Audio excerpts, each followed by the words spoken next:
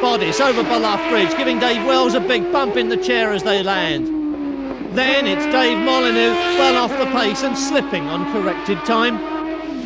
Bodice at Ramsey Hairpin leads on the road, but not on corrected time. Dead bugs smother the camera lens, obliterating our view for the rest of the race.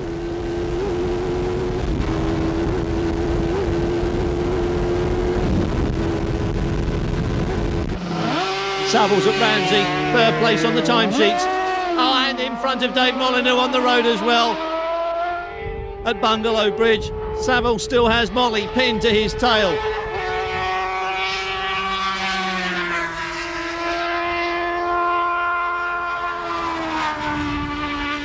And behind that comes Neil Smith, 5th or 6th place at the moment as they cross the mountain, with Bell right behind and chasing the race lead as the top men lap at 100 miles an hour.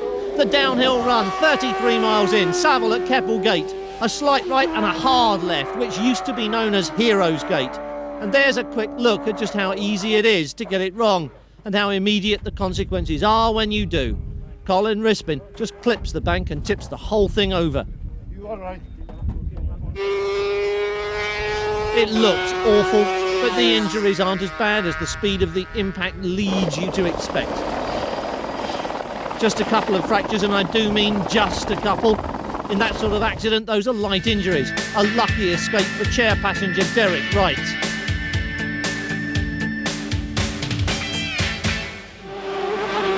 Valley Bridge, 8 miles into lap 2, Saville up on Bodison right now, and the fight is really on. Bell's the danger man ahead of Smith and Molyneux, with Bodice losing ground all the time.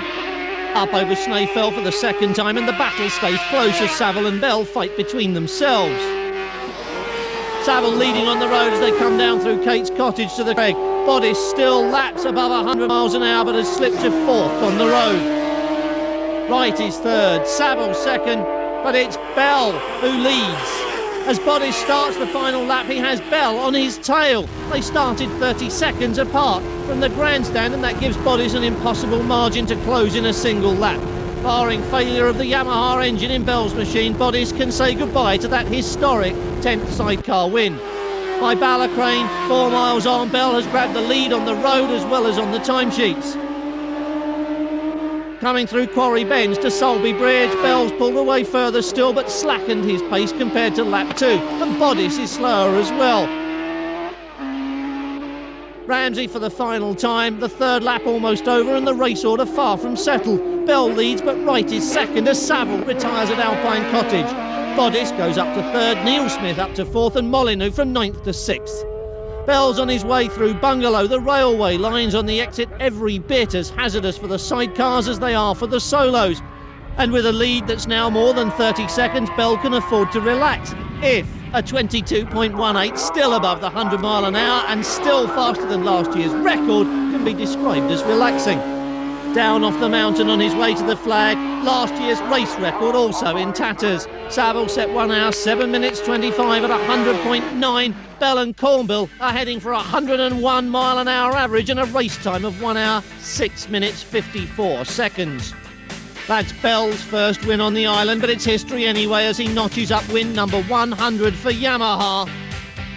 Third place, Mick Bodice still has one more chance to make history on Monday in the second of the 2 sidecar events.